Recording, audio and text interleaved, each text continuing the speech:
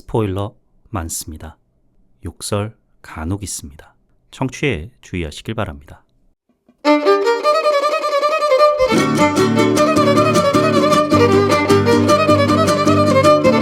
콘텐츠 대홍수 시대. 요즘 뭐 보시나요? 전 이거 봅니다. 요즘 뭐 봄, 난 이거 봄. 73번째 에피소드 시작합니다.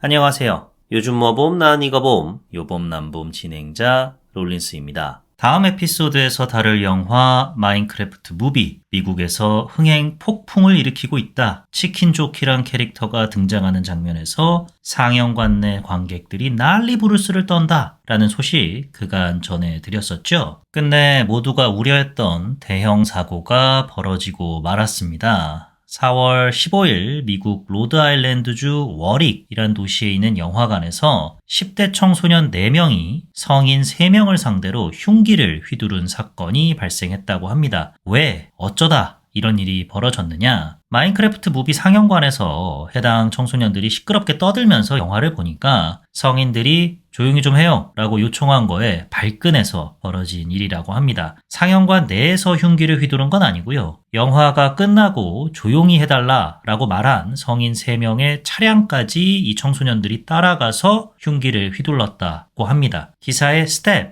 STAB 란 표현이 쓰인 걸 보니 찌르려 했나봐요. 다행히 slashed, 칼에 베이는 부상만 입었고 생명에는 지장이 없답니다. 곧장 현장에 출동한 경찰이 14세, 15세 2명이고요. 16세 청소년 4명 체포했다고 합니다. 마인크래프트 무비 관련해 온갖 얘기가 쏟아진다 하지만 넷플릭스 드라마 소년의 시간을 연상케 하는 일이 벌어질 줄은 꿈에도 생각을 못했는데 참 씁쓸해지네요. 오프닝에서 다뤄볼 두 번째 소식. 이번 에피소드의 주인공 야당, 합법과 불법 사이를 오가는 브로커의 야망 가득한 검사의 유력 정치인의 언론, 이런 영화 저런 영화 참 많이 아른거리죠. 그 중에서도 유독 내부자들과 비슷하다라는 인상을 지울 수 없는데요. 2015년에 개봉한 우미노 감독의 내부자들 드라마판으로 새로 나온다죠. 지금까지 알려진 소식으로는 감독 드라마 부부의 세계 아무도 없는 숲속에서 등을 선보였던 모하닐 감독, 극본 영화 암살, 모가디슈 등을 집필했던 이기철 작가, 투톱 체제고, 그리고 영화에서 백윤식 배우가 연기한 조국일보 논설위원 이강희 역할의 송강호 배우, 이병헌 배우가 연기한 정치깡패 안상구 역의 구교환 배우가 섭외됐다고 합니다. 조국일보 이강희 논설위원 하면은 뗄래야 뗄 수 없는 인물이 있죠?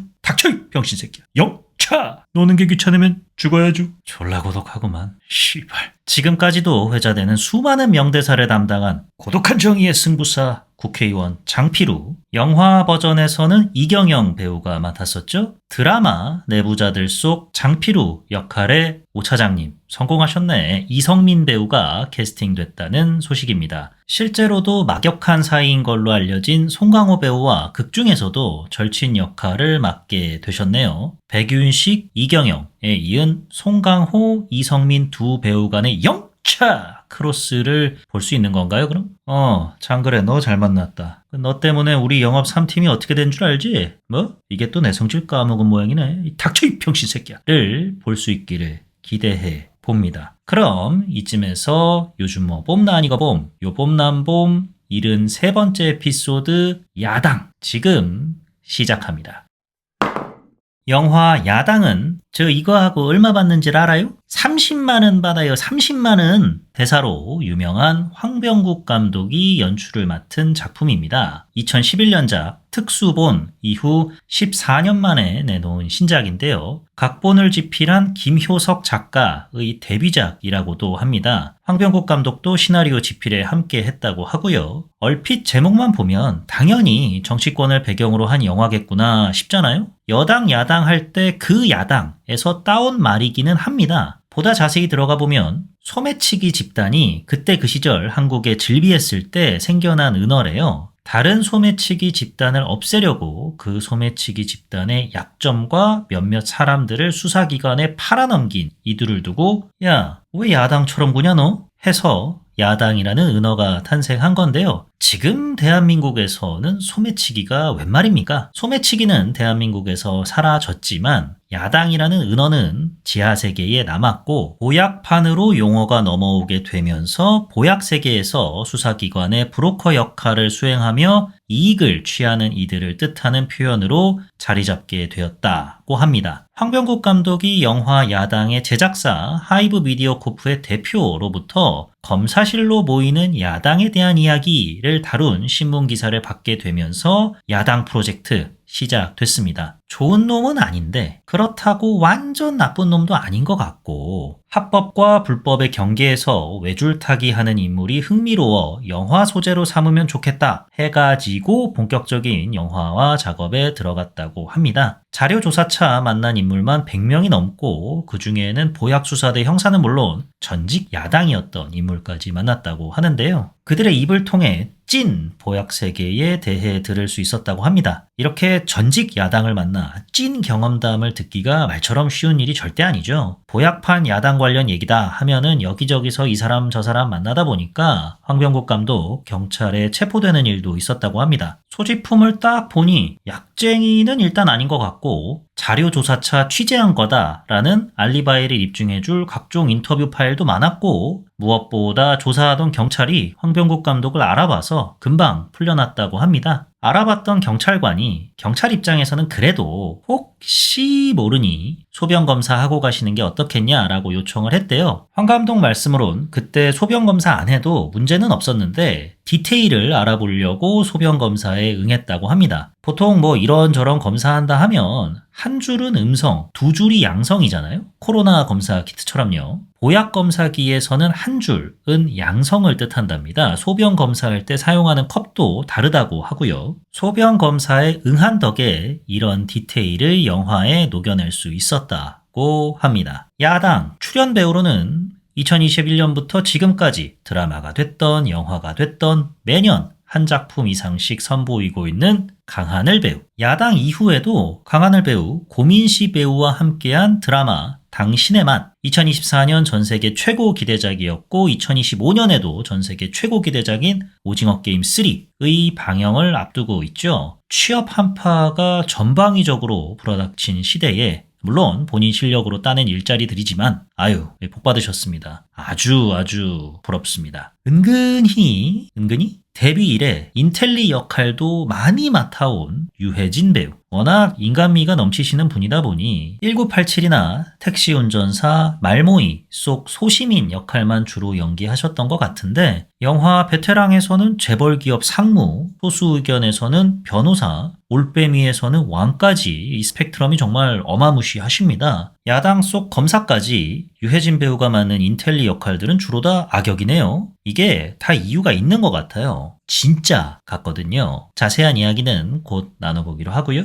쿠데타 한복판에서 출연 제안을 받았다는 박해준 배우. 황병국 감독과 박해준 배우 두 분 다 영화 서울의 봄에 출연하셨죠. 그때까지만 해도 박해준 배우는 황 감독이 감독인 줄도 몰랐대요. 촬영장에서 주변 사람들이 자꾸 감독님 하니까 감독님이라는 분이 어쩌다가 배우를 하시게 된 거지? 라는 궁금증 정도만 있었다고 합니다. 그러다가 황 감독에게 이 기사 한번 읽어보세요 라고 했던 야당 제작사 대표에게 대본을 받았답니다. 대본 괜찮고 서울의 봄 촬영 감독, 조명 감독 두 분 다 야당에 참여하신다 하고 감독에 대한 신뢰보다는 잘 몰랐을 때니까요. 대본과 제작진에 대한 신뢰로 출연을 결심했다고 합니다. 이 외에 영화 속 만악의 근원 역할을 맡은 류경수 배우, 드라마 이토록 친밀한 배신자에서 한석규 배우를 상대로 밀리지 않는 연기를 선보였던 최원빈 배우, 그리고 제니 어머니 여기서 또 뵙네요. 김금순 배우 등이 출연합니다. 김금순 배우가 맡은 보약 유통업자 캐릭터는 원래 남자로 설정됐다고 합니다. 황병국 감독이 자료를 조사하다가 형사로부터 보약 유통책 중에 여성도 있어요. 와, 그 여사님 정말 포스가 장난이 아니야 라는 얘기를 들었대요. 주요 인물 중에 최원빈 배우 역할만 빼면은 전부 남자니까 여자 캐릭터로 바꿔도 좋을 것 같은데 해서 평소 눈여겨봤던 독립영화계를 평정한 김금순 배우를 캐스팅했다고 합니다. 야당, 줄거리 요약 시작해보도록 하겠습니다. 영화는 강하늘 배우가 맡은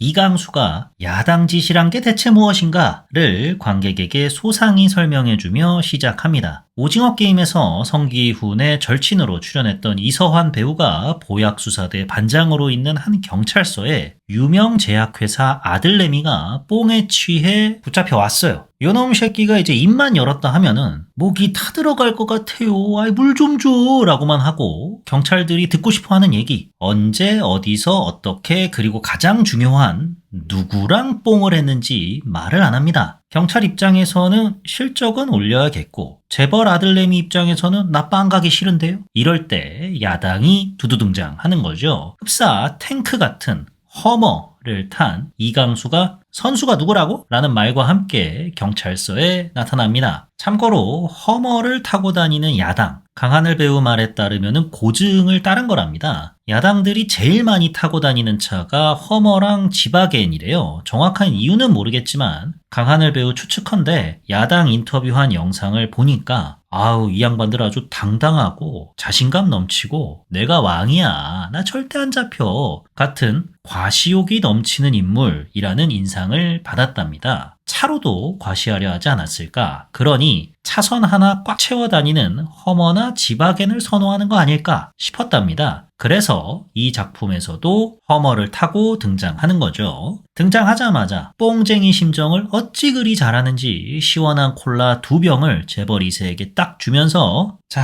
이렇게 합시다. 세 놈만 불어요. 그 다음은 내가 알아서 처리할 테니까 응? 하나 둘 셋 뭐 기타 등등까지 포함해가지고 1억 6천 비트코인으로 입금 딱 해주면 수사 협조 공적을 인정받아서 풀려나게 해줄게. 딜을 치죠. 재벌 2세 오케이. 경찰도 오케이. 이강수는 바로 자신에게 빚진 보약 소매상한테 보약덩이 좀 받고 보약덩이 중 일부를 구입하려 했던 보약 구매자 일당을 경찰이 검거하고 포토라인에 딱 세우고 사건 클리어합니다. 경찰은 공적 챙기고 재벌 2세는 수사 협조 인정받아서 풀려나고 이강수는 돈 벌고 이 얼마나 훈훈한 결말입니까? 훈훈한 결말 여기까지 오는데 강수도 한고생했습니다. 태어나자마자 야당하는 인간이 어디 있겠어요? 이강수는 어쩌다가 그럼 야당이 되었는가? 몇 년 전에 대리운전을 하던 이강수는 손님이 건넨 음료수를 반강제에 의해 마시게 됐습니다. 바카스 맛이 왜 이러지? 하며 눈이 돌아가기 시작하죠. 그렇죠. 더 이상 빵에 가기 싫었던 대리운전 손님이 경찰과 짜고 민간인 이강수를 상대로 설계를 한 거죠. 바로 경찰이 들이닥치고요. 자신의 의지와 상관없이 보약을 복용하게 됐지만 빵으로 직행하게 됩니다. 아주 이 마사지의 달인들인 동료들 덕에 지읒 같은 빵 생활 중이었던 강수에게 하늘에서 한 줄기 빛이 내려오게 됩니다. 바로 유해진 배우가 맡은 구관희 검사가 그 주인공인데요. 내부자들에서 조승우 배우가 맡았던 우장훈 검사처럼 우리 구검사 줄도 백도 없습니다. 가진 거는 지읒밖에 없지만 개고생한 우리 어머니를 생각해서라도 나는 반드시 성공할 것이다 라는 출세욕에 불타는 인물입니다. 강수를 연신 마사지 해주는 빵 식구 중에 빵장이 구검사의 관할 지역을 주무르는 보약상이에요. 유통책, 자금 담당, 기타 등등 해가지고 하나하나 잡아들여서 일망타진을 하려 하는데 정보가 부족합니다. 그래서 쓸만한 놈 어디 없나 해가지고 강수 빵 동기들부터 해가지고 하나하나 불러다 테스트를 해보는데 다들 이 머리에 나사가 하나씩 빠져 있습니다. 그때 구검사 눈에 강수가 눈에 들어온 거죠. 야, 너 이거 보니까 야당짓 당한 거네. 억울하겠다. 그지? 너 나랑 일 하나 같이 하자. 잘만 도와주지? 너 내가 빵에서 곧장 빼준다. 하면서 암기력 테스트를 시켜보는데 살고 싶다는 절박함 때문일까요? 강수 암기력이 남다릅니다. 빵 동기들의 개인정보를 줄줄줄줄 외워요. 그때부터 빵장의 신임을 사기 위해 강수는 갖은 노력을 다합니다. 뭐 어찌저찌 신임을 얻게 되고 또 어찌저찌 무슨 배가 무슨 항에 몇 시에 들어오는데 거기에 보약이 몇 킬로가 들어있고 구검사가 애타게 찾던 정보들을 강수가 듣게 되죠. 즉시 구검사에게 꼰지르고 강수는 다른 교도소로 이송되고 빵장과 그 식구들 일망타진되고 구검사 영전하고 거기서도 강수는 뿌락지짓을 하고 강수 덕에 구검사 승승장구하게 됩니다. 강수 출소가 가까워질 즈음 구검사는 강수에게 야 뭐 언제까지 검사님 할 거냐? 형이라 그래 임마. 어? 너 근데 나가면 뭐 할 거냐? 할 거 없지? 야 그럼 말이야 너 야당 한번 제대로 해봐라. 형이랑 중수부까지 악셀 한번 밟아보자 라는 제안을 받게 되고 그렇게 이강수는 본격적으로 야당 일을 하게 된 거죠. 출소한 이강수는 구검사와 함께 악셀 쫙 밟습니다. 이제 큰 거 한 방만 더 건지면 중수부에 우리 관이 형님 명함 하나 딱 박으실 것 같은데 그때 강수에게 제약회사 아들놈이 굴러들어온 거죠. 요놈들이 요새 북한에서 만든 걸로 알려진 순수 100% 보약에 환장한다는데 이거를 김금순 배우가 맡은 보약 밀수업자 김학남이 외국에서 들여오고 오징어 게임 시즌 1에서 참가자이자 장기 적출하던 의사 역할 맡았던 유성주 배우가 맡은 염태수가 국내에 유통을 합니다. 염태수를 조져서 제약회사 아들내미 같은 재벌집 막내 아들 새끼들 굴비로 엮어가지고 포토라인에 세우면 어떨까라는 아이디어를 강수가 내죠. 구검사 진행시켜 외칩니다. 하지만 염태수를 쫓는 거는 구검사뿐이 아닙니다. 뽕쟁이 새끼들만 백날 잡으면 뭐하냐? 보약을 뿌리는 놈, 유통망을 조져야 뿌리 뽑아야 대한민국이 깨끗해질 거 아니야 라는 생각을 가진 약쟁이들 사이에서 있는 죄 없는 죄 다 엮어서 옥살이 시키는 걸로 유명해 옥황상제라 불리운다는 박해준 배우가 맡은 보약수사대 경찰 오상제도 염태수를 쫓고 있었습니다. 최원빈 배우가 맡은 총망받던 여배우 엄수진이 어느 날 오상채 앞에 보약 투약 혐의로 잡혀옵니다. 누구랑 보약 파티를 했는지 약대 준 놈은 누구인지 말해주면 내가 최대한 사정을 봐주겠다 라며 엄수진을 어르고 달랜 덕에 유력 대선 후보의 아들인 류경수 배우가 맡은 조훈이 주최한 파티에서 보약을 하게 됐고 거기에 약을 대준 게 염태수라는 거를 파악하게 됩니다. 어찌저찌 염태수의 동선을 파악해서 오상재가 그를 체포하려는 순간 이강수가 회방을 놓고 당신 영장 있어?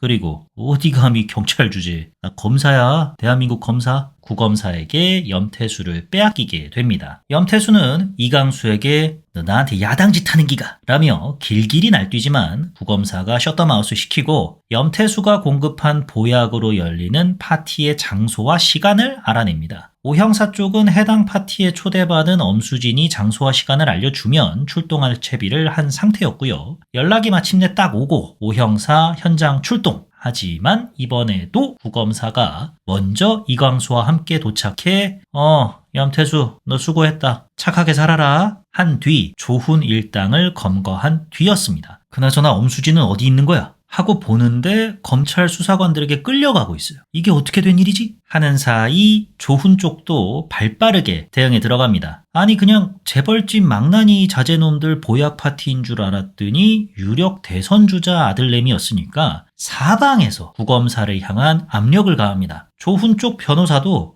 이번 한 번만 도와주시면은 우리 후보님께서 구검사님 귀중한 역할로 쓰실 겁니다.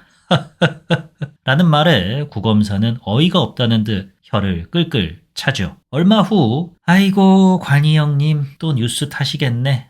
전국구 스타검사 되시겠어. 휘파람 불며 퇴근하는 이강수를 염태수가 차로 들이받고는 강수의 팔에 보약 주사기를 찔러 넣기 시작하는 과연 이강수의 운명은 어떻게 될까요? 엄수진은 어쩌다가 검찰 수사관들에게 끌려가게 된 걸까요? 구검사는 조훈을 빵에 쳐넣고 역대급 칼잡이로 승천해서 대한민국 최고의 검사로 이름을 올리게 될까요? 지금 극장에서 확인해 보시기 바랍니다. 영화 야당을 보고 제가 느꼈던 좋았던 점과 쉬웠던 점에 대해서 말씀드려 보도록 하겠습니다. 먼저 좋았던 점. 이 영화의 기본적인 줄거리, 먹이사슬이죠. 이 먹이사슬 간의 균열이 일어나게 되면서 누가 누구의 뒤통수를 칠지, 저 사람은 지금 무슨 생각 중일지 등을 관객들로 하여금 궁금해지게 만드는데요. 이 점이 참 흥미로웠습니다. 어느 말이 진실이고 어느 말이 가라인지 관객은 끊임없이 의심하게 되죠. 모든 인물이 서로를 감시하고 설계하고 위협하는 것처럼 보이는데 모든 것들이 다 보여서 살짝은 긴장감이 떨어지는 순간들이 종종 노출이 되지만 이 영화의 기본적인 에너지 자체가 먹고 먹히는 싸움이다 보니까 그 안에서 또 살아남기 위해서 각종 캐릭터들이 이런저런 선택들을 하죠. 이게 그래도 영화 끝까지 관람을 이어나갈 수 있는 동력을 제공을 해주었기 때문에 2시간이 순삭까지는 아니어도 지루하진 않게 볼 수 있었던 것 같습니다. 이런 구조를 짜놓고도 동력을 제대로 이어가지 못하는 작품들도 많잖아요. 그런 거에 비하면 야당은 확실히 구조가 주는 재미를 살린 작품이다 라는 생각을 하게 됐습니다. 대충 예상은 되는데 여기서 배신하겠지, 저기서 이런 일이 벌어지겠지, 여지없이 일어났는데 그래도 언제 그 일이 일어나게 될지 기다리는 맛도 있었달까요? 그 중간중간에 이제 난장판 액션이 나오거든요. 영화 오프닝 장면에 나왔던 액션이라든지 오뎅탕 가게 안과 밖에서 벌어지는 액션이라든지 현실적이더라고요. 되게 멋있게 싸운다기보다는 정말 살아남기 위해서 아등바등거리는 듯한 모습이 보여가지고 인상적으로 다가왔는데 찾아보니까 무술 감독이 범죄도시 4를 연출했던 허명행 감독님이시더라고요. 오랫동안 무술 감독으로서 커리어를 쌓아오셨던 분이죠. 지금도 그 커리어를 이어가고 계신데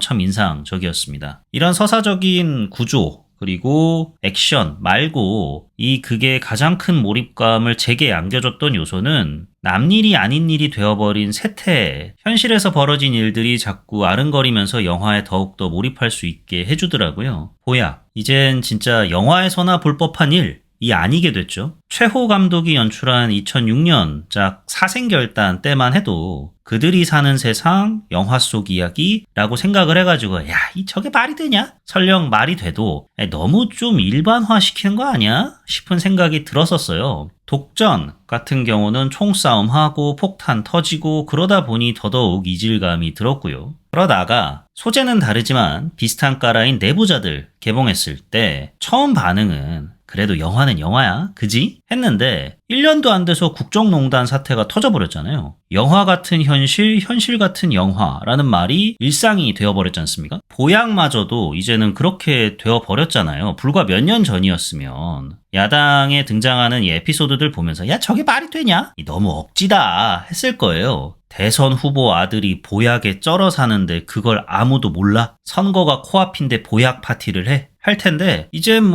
이 영화가 진짜 어이없네 라고 넘길 수 없는 게 작금의 현실이지 않습니까? 도지사 아들이 마약 발다가 잡혀갔고 윤석열 정부 시절 친윤계 핵심이었던 국회의원 양반, 최근 그의 아들과 며느리가 보약 사건으로 입건됐죠? 아버지가 다시는 정치를 안 하시기를 바랬는지 보약 밀반입하다가 7막 7장 그 다음을 준비하던 아버지의 정치 경력 완전히 끝내버린 딸도 있었고요. 최근에는 관세청 관련해가지고 세관 보약 수사 외압 의혹도 불거졌지 않습니까? 재벌 정치권뿐 아니라 일상에서도 쉽게 보약을 구할 수 있는 시대까지 상황이 치닫다 보니까 영화를 보면서 이게 말이 되냐 보다는 이 에피소드는 이걸 모티브로 했구만, 저 에피소드는 저걸 모티브로 했어 하면서 보게 됐습니다. 영화를 보는데 나름의 재미 포인트로 작용을 했달까요?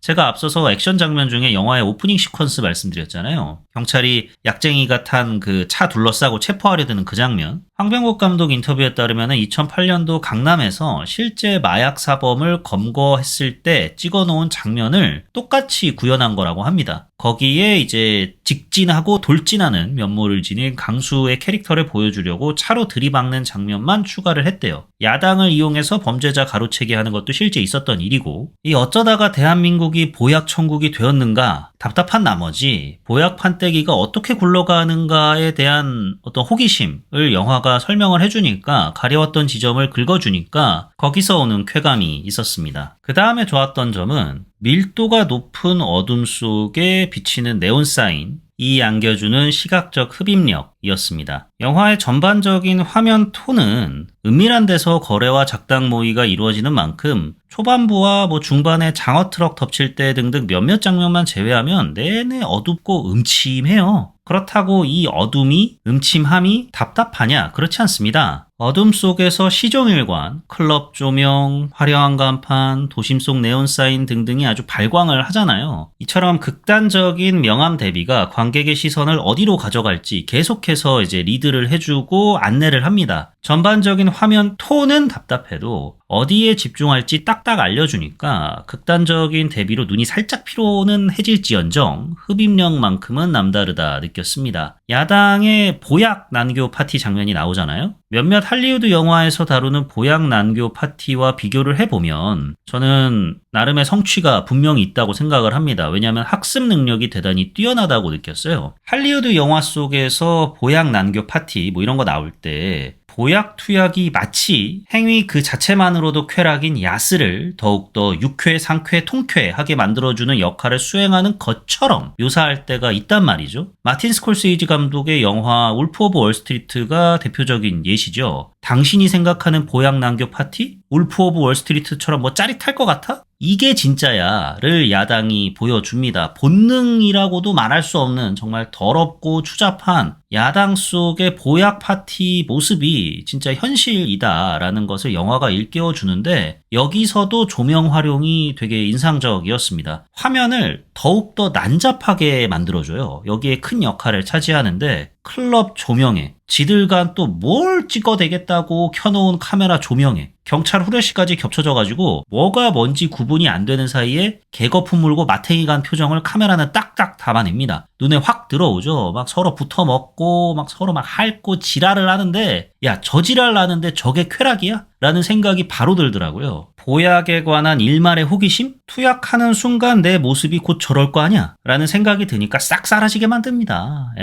이 부분은 이 영화가 칭찬받아 마땅한 지점이라고 생각을 합니다. 이 같은 사실적이고 적나라한 묘사, 황병국 감독 인터뷰에 따르면은 본인 나름대로 순화시킨 버전이래요. 취재했을 때 접한 실제 보약판 훨씬 더 심했다고 합니다. 그렇죠. 그렇겠죠. 취재차 보약 재활센터를 가봤는데 거기서 만난 20대 청년은 보약으로 인해 가지고 IQ가 60대로 떨어졌대요. 스마트폰이 바로 옆에서 자기 스마트폰이 옆에서 울리는데 못 찾더랍니다. 집중력 높이겠다고 보약을 투약한 10대 학생들도 재활센터에 있었다고 하고요. 이런 심각성을 알리고 싶어서 자극적이다라고 비판을 받을지언정 보약 난교 파티 이런 식으로 묘사를 했다고 합니다. 또 보약 난교 파티 이전에 이제 풀파티랑 연결이 되잖아요. 풀파티, 보약 난교 파티 여기가 영화 전체 통틀어서 가장 많은 제작비를 태웠대요. 풀파티 장면에서 이제 보약인지 술인지에 잔뜩 취해가지고 막 흐느적거리는 엑스트라들 있잖아요. 전부 다 전문 댄서였다고 합니다. 그 중에 춤을 안 추는 사람들은 배우였다고 하고요. 이 장면들을 위해서 이제 독일에서 현대무용 연출가로 일하는 분을 무브먼트 디렉터로 섭외해서 출연진들의 춤이니 동선이니 짜가면서 찍었다고 하는데 감독님의 어떤 의도, 이 장면을 잘 찍어서 나는 이런 메시지를 관객들에게 전달하고 싶다. 이 시각적인 대비가 뒷받침을 해줘서 잊을 수 없는 장면이 만들어진 것 같습니다. 그 다음에 좋았던 점은 유해진 배우의 음울하고 섬뜩한 표정 연기였는데요. 앞서 배우 소개할 때 유해진 배우가 인텔리 역할을 맡을 때마다 진짜 같은 느낌을 받는다라고 말씀을 드렸잖아요. 그 이유가 뭐냐면 유해진 배우 이 작품에서 거의 목소리를 높이지 않아요. 막 소리를 질러가면서 뭐 나는 욕망덩어리야 뭐 이렇게 외치는 인물이 절대 아닙니다. 그저 읊조리고 바라보고 잠시 침묵합니다. 그 순간 안에 사리사욕이 보이기도 하고요. 표정 뒤에 어떤 음모가 있는 것 같기도 하고요. 이런 것들이 다 녹아 있어요. 이게 더 무서워요. 감정을 거의 터뜨리지 않지만 그만큼 이 인간이 더 냉혈한으로 비춰집니다. 유해진 배우 표 검사는 욕망을 숨기고요. 감정을 절제하고요. 이러한 태도들 또한 다 의도적으로 계산한 사람처럼 보입니다. 현실 속의 권력자들이 저는 이럴 것 같거든요. 우리가 지금도 TV에서 보고 있는 그 얼굴들에 담겨있는 그 톤, 그 태도가 유해진 배우 연기 안에 정확하게 깃들어 있어가지고 영화의 중심을 꽉 잡아준다는 인상을 받았습니다. 참 진짜 놀라운 배우이신 게 인터뷰를 찾아보니까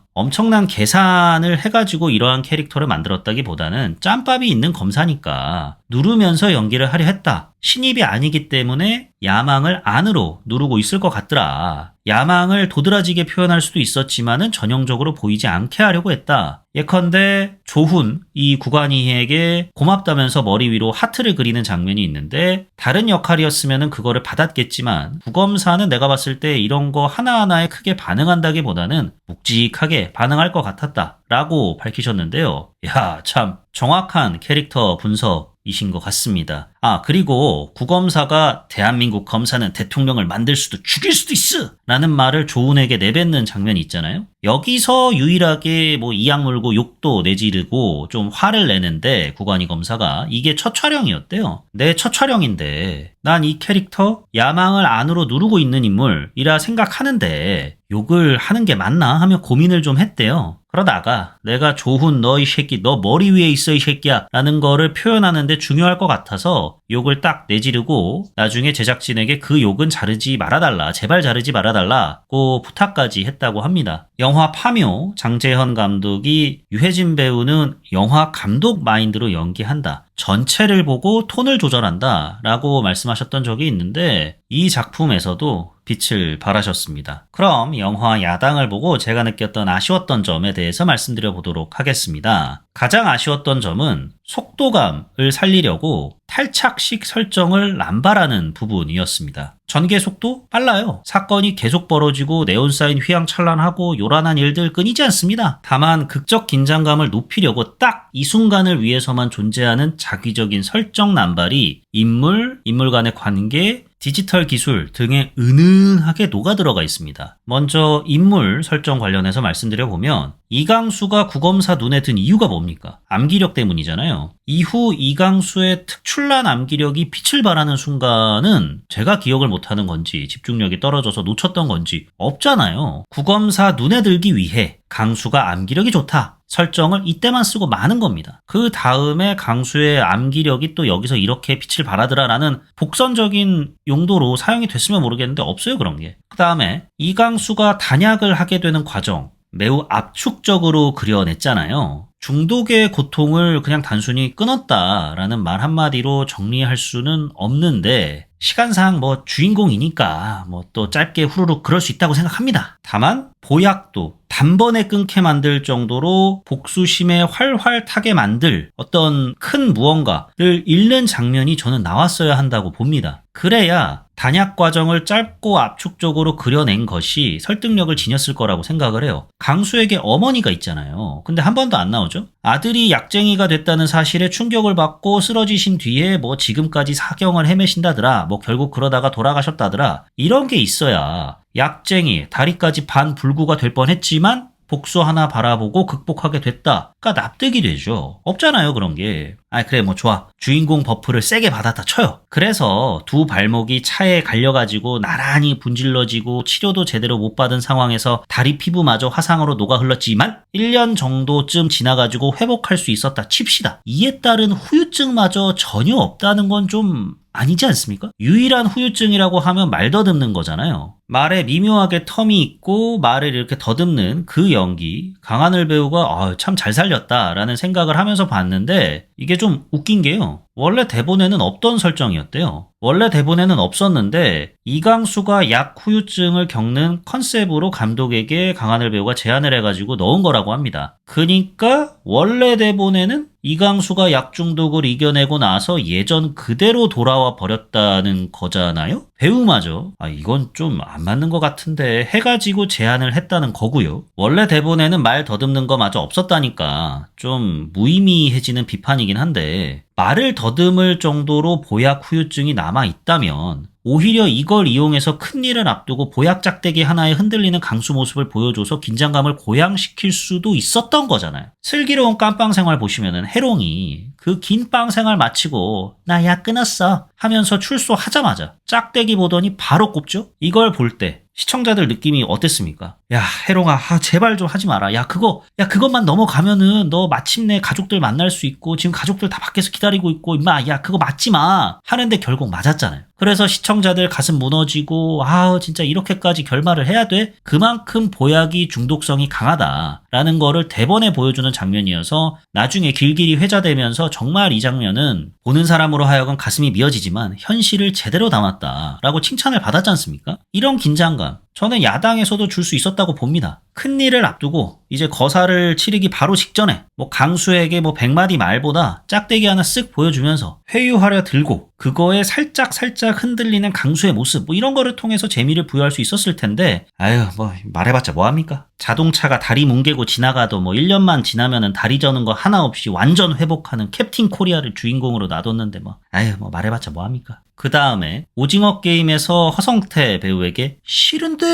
했던 곽자영 배우가 박해준 배우 후배 경찰로 나오는데 박해준이 빵에 갇힌 동안 후배가 팀장이 됐잖아요. 그러고 이제 복직한 선배에게 절친한 사이긴 하지만 그래도 선배가 자기보다 직급상 이제 밑에 있게 되면 불편하잖아요. 그러면서 이제 살짝 눈치 주면서 형님 이제 저도 딸린 식구가 형님 좀 살살 하세요 이제 예? 가족도 챙기셔야죠. 이런 식으로 얘기를 하잖아요. 아마 그 기간 동안 구검사와 한 팀이 됐겠죠? 그러고 나중에 박해준이 염태수를 잡아왔을 때 구검사에게 쪼르르 일러바치잖아요. 이걸 통해서 저 후배 새끼 저거 그새 구검사한테 붙어먹었구나 라는 거를 생각하게 만드는데 그 다음에 없어요. 이걸로 인해서 벌어지게 되는 일들이. 이러고 영화가 바로 끝나면 몰라. 그 이후로도 모르긴 몰라도 한 영화가 20-30분 더 진행된단 말이에요. 아니 그러면 보약수사대 팀장이 구검사랑 붙어먹고 날 방해한다 라는 거를 오상재가 계속 모른다는 거잖아요. 아니 사실상 자기 팀원 전체가 자기 수사를 방해하는데 이제 앞장서는 거를 그 통화를 통해서 간접적으로 설정 추가를 했는데 이에 대한 묘사가 없어요. 그냥 구검사에게 오상재가 염태수를 잡아왔다를 알려주는 인물로 쓰고 마는 겁니다. 특정 기능을 위해 배치된 듯 보였는데 그리고 이 특정 기능이 나중에도 영화에 크게 영향을 미칠 거라 생각을 했는데 그냥 그 기능만 딱 쓰고 용도 폐기해버리는 거죠. 오상재를 둘러싸고 이런저런 고비를 안길 수 있는 위치에 있었음에도 영화는 그 가능성을 살리지 않는 겁니다. 이 같은 설정 낭비는 스토리의 입체감을 좀 납작하게 만들었다라는 인상을 안겨다 줬습니다. 결정적인 약점으로 작용하기도 하고요. 기술력, 디지털 기술력에 대해서 말씀드려보자면 제가 이 지점 관련해서 자주 언급하는 영화가 있죠. 바로 트랜스포머 4인데요. 영화 내내 옵티머스 프라임은 비행기를 타고 중국으로 이동하고 공룡 로봇에 탑승해서 적을 물리칩니다. 그러다가 영화 결말에 이 모든 것은 내 창조주 때문이야. 내 창조주에게 이 문제를 따지겠어 하면서 날기 시작합니다. 지구 밖을 나가서 우주로 날아가 버려요. 아니 그럼 원래 날 수 있었다는 거잖아. 이럴 거면은 비행기는 왜 타고 공룡에는 왜 올라탄 거야? 쉽게 만드는 거죠. 설정 붕괴의 순간인 거예요. 야당에도 이런 순간들이 있는데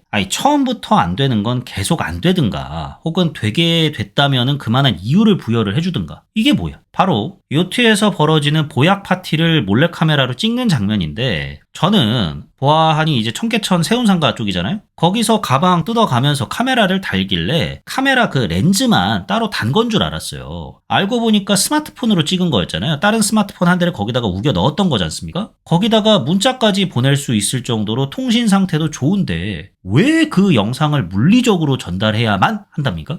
더 웃긴 거는 이래놓고 마지막에는 검사실에서 벌어지는 추태를 생중계했어. 영상 하나 띡 보내면은 다 끝날 일을, 그러고 이제 스마트폰 한강에다가 던져버리면 다 끝났을 일을 왜 이렇게 복잡하게 만드는가. 디지털 시대의 기술적인 디테일이 안 맞는 설정이 몰입감을 확 깨버리는데 왜 이런 일이 발생하게 되었는가? 이유는 하나죠. 엄수진을 죽여야 하니까. 오상재를 더더욱 붕괴하게 만들어야 하니까. 갑자기 영상통화하는 것도 대단히 뜬금없었고 엄수진이 자꾸 오상재에게 사과해요 나한테 하는 것도 오그라들면서 여러분 우리 수진이 곧 죽습니다. 조의를 표할 준비 하시기 바랍니다. 라고 대놓고 사망 플래그를 날리는데 하필 또 길어. 이러다 차로 들이받겠지. 그러겠지.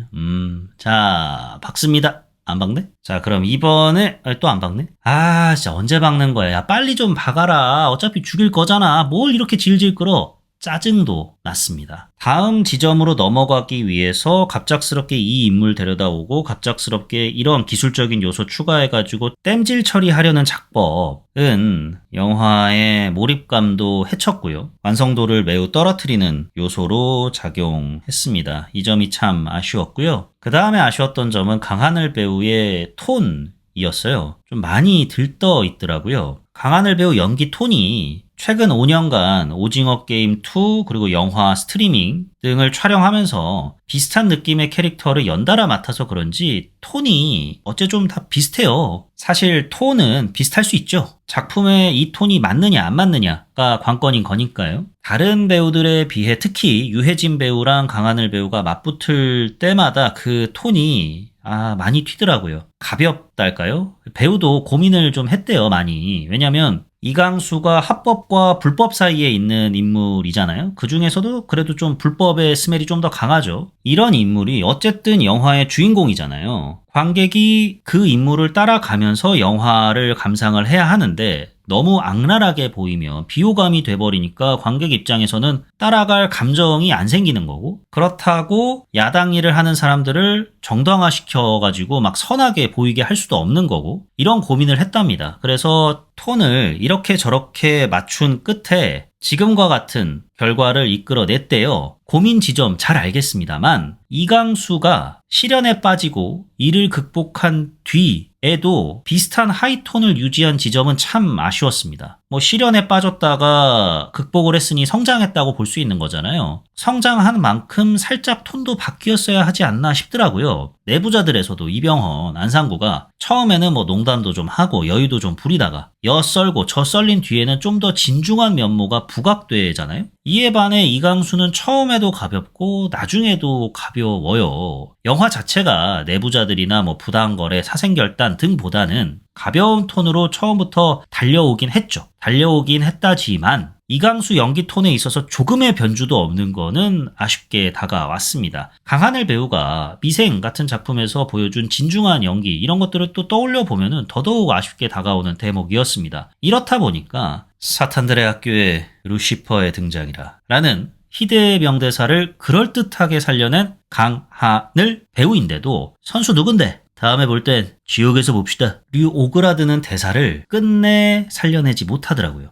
꼭 이 대사를 쓰셔야 했나? 참나 정말. 여기까지가 영화 야당을 보고 제가 느꼈던 좋았던 점과 아쉬웠던 점이었습니다. 영화 야당에 대한 제 별점은 3.0, 나쁘지 않은데 입니다. 아쉬웠던 점을 한 바가지 쏟아냈음에도 3.0을 준 이유는 적당히 재밌어요. 또 적당히 나사 빠져 있고 그래가지고 3.0 준 겁니다. 현실을 예민하게 포착하고 날카롭게 흡수했지만 기본적인 이야기 설계와 이제 논리를 전개해 나가는 과정상에 있어서 허술한 구석이 은근히 많더라. 훌륭한 배우들, 자극적인 소재, 이에 담긴 나름의 묵직한 주제들을 가지고도 6회, 상쾌, 통쾌 결말을 위해 조금은 오버하는 부분이 적지 않았다. 찾아보니까 그래도 이 정도면 괜찮아 라는 평들이 은근히 많더라고요. 이 정도면 괜찮다. 여기에 괜찮다보다는 저는 이 정도의 방점이 찍혀 있다고 생각을 합니다. 영화 야당의 완성도에 대한 칭찬보다는 그간 극장에 걸려왔던 한국 영화가 관객들에게 얼만큼 신뢰를 잃었는지를 드러내는 표현이라고 생각을 하는데요. 이거를 만약에 칭찬이라 받아들인다면, 이런 어떤 표현 자체가 만연해진다면 그 길로 한국 상업 영화의 하향 평준화가 가속화될 것 같습니다. 부추긴다는 인상마저 받았어요. 속편이 나오면 나올수록 질적으로 하락했던 범죄도시 시리즈가 꾸준히 1000만 관객을 넘기며 흥행하는 걸 보면서 들었던 불안감이 살짝 도지는 느낌 또한 들었습니다. 지금 한국 관객들이 한국 영화에게 해줘야 될 말은 그래도 이 정도가 어디냐? 수고했어. 괜찮아. 식의 위로라기보다는 그래서 이게 다예요? 여기서 더 나아갈 수 있는 거예요? 라는 질문이라고 생각을 합니다. 야당은 그 질문을 시작하는 영화일 수는 있겠지만 이게 그 질문에 대한 대답이다 라고 한다면 좀 아쉬움이 짙게 남습니다. 이만하면 됐다라고 말할 때가 아니라 이 정도에 만족할 수는 없죠 라고 말해야 할 때라고 생각을 하는데, 이거에 기반해서 영화 야당에 대한 제 한 줄평 남겨보도록 하겠습니다. 세상에서 제일 쓸데없고 해로운 말, 이만하면 잘했다 입니다. 본격 음악 액션 영화 위플래시에 나온 대사죠. 정확하게는 이만하면 잘했다가 아니라 그만하면 잘했어, 굿잡. 뉘앙스가 살짝 다르죠? 그만하면 잘했어를 한 줄 평에서는 이만하면 잘했다로 바꾸긴 했는데, 이 말, 세상에서 제일 쓸데없고 해로운 말, 이만하면 잘했다, 플래처 교수의 교육관을 집약한 대사죠. 압니다. 대단히 폭력적인 대사로 영화에서 작용한다는 거. 저 교육관이 학생들을 어떻게 사지로 몰았는지 너무나도 잘 압니다만, 그 대사가 어떠한 상징을 갖고 있는지 잘 압니다만, 평단과 대다수의 관객인지 일부 관객인지 이들의 일치 단결된 의견처럼 이 말밖에 해줄 게 없다는 것처럼 야당을 어화둥둥 해주는 거 보면서 이 정도의 한국 영화계가 만족하는 순간 안주할 것 같은 불안감이 들었어요. 그래서 이런 한 줄 평을 남기게 된 건데, 이해는 합니다. 경제는 어렵지, 티켓값은 올랐지, 이렇다 보니 사람들은 더 이상 극장에 안 오지. 야, 상황이 이런데 실험적인 이야기를 펼쳐볼 염두가 나겠냐? 염두? 안 내는 게 아니라 못 내는 거야. 이해해요. 이해는 하는데, 참 영화 보러 극장 나들이를 즐기는 사람 입장에서 야당은 한국 영화가 다시 믿을만 하다는 신호일 수 있다, 이 정도가 어디냐, 이만하면 잘했다, 일변도의 평가는 좀 그만해야 되지 않을까라는 생각이 들어서 세상에서 제일 쓸데없고 해로운 말, 이만하면 잘했다 라는 한 줄 평을 들고 나오게 됐습니다. 다음 에피소드에서는 공언 드렸던 대로 잭 블랙, 제이슨 모모아 배우 주연 마인크래프트 무비를 다뤄보도록 하겠습니다. 영화 자체에 대한 기대보다는 영화 관람 풍경에 대한 기대감이 더 높은 작품입니다. 이런 류의 기대감,